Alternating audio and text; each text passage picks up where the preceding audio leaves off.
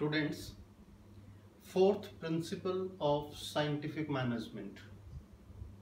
F.W. Taylor ने जो fourth principal दिया है, that is development of workers to their greatest efficiency and prosperity. इस प्रिंसिपल को ध्यान से देखें. डेवलपमेंट यानी डेवलप करना है किसे? Workers. What? Efficiency and prosperity. Main focus जो है इस प्रिंसिपल का है वो वर्कर्स पे है कि वर्कर्स की एफिशिएंसी हर रोज बढ़नी चाहिए, रूटीन में बढ़नी चाहिए. इसी से वो प्रॉस्पर होंगे. पर्पस क्या है? Purpose is to satisfy the employees. एक बात समझें, ह्यूमन बीइंग जो एम्प्लॉय है, it is the most important source of the organisation, resource of the organisation. सबसे इंपॉर्टेंट है. अगर एम्प्लॉय सेटिस्फाई है और अपनी फुल एफिशिएंसी से काम कर रहा है तो रिजल्ट्स पॉजिटिव आएंगे और 100% आएंगे. लेकिन इसके लिए एक पूरी प्रोसेस होती है. यानी हमारे यहाँ जो एम्प्लॉय आया उसको हम पूरा डेवलपमेंट करना चाहते हैं, पूरा विकास करना चाहते हैं. उसके लिए हमें एक प्रोसेस फॉलो करनी होगी. ये कोई एक दिन का काम नहीं, it is a complete process. उस प्रोसेस में कैसे होगा देखिए. फर्स्ट पॉइंट देखें ध्यान से. Due care should be taken while selecting employees. First step, जब भी आपके यहाँ कोई वैकेंसी होती है, बहुत सारी एप्लीकेशंस आती हैं. From among the applications, available applications, उनमें से आपको बेस्ट एम्प्लॉय सेलेक्ट करना होता है. तो फर्स्ट स्टेप पे ही आपको ड्यू केयर लेनी होगी. You have to pay attention कि आपके पास एक बढ़िया एम्प्लॉय आए. देयर आफ्टर आपने एम्प्लॉय सेलेक्ट किया अपने प्रोसीजर के थ्रू, अपने सिलेक्शन मेथड के थ्रू. लेकिन सेकंड स्टेप देखिए और भी इंपॉर्टेंट है. To give them job according to their qualification, physical, mental and intellectual capabilities. Employee आप सेलेक्ट कर चुके हैं, अब आपको उसकी प्लेसमेंट करनी है.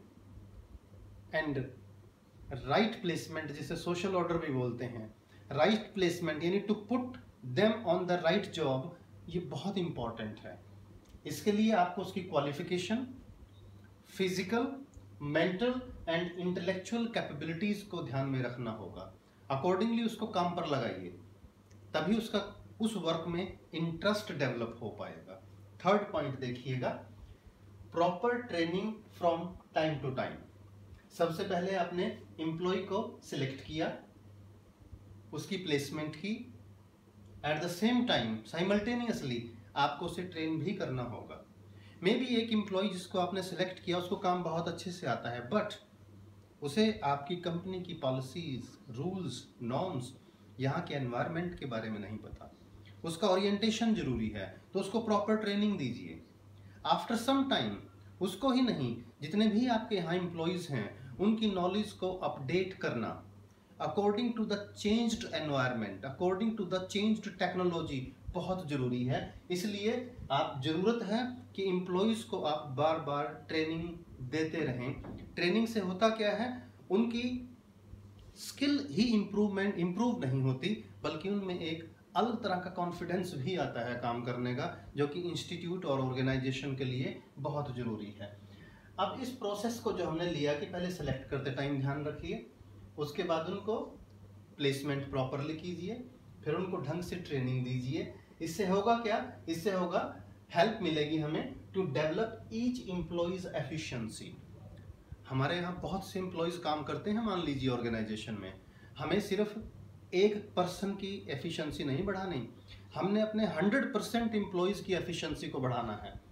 100% एम्प्लॉयज को प्रॉस्पर करना है, संपन्न करना है, सेटिस्फाई करना है. और उसके लिए हर एम्प्लॉय के लिए सेम प्रोसेस फॉलो करना जरूरी है, ताकि हर किसी की एफिशिएंसी बढ़े और ऑर्गेनाइजेशन को उसका बेनिफिट मिले. अब इसके लिए आजकल कंपनीज करती क्या हैं देखिए.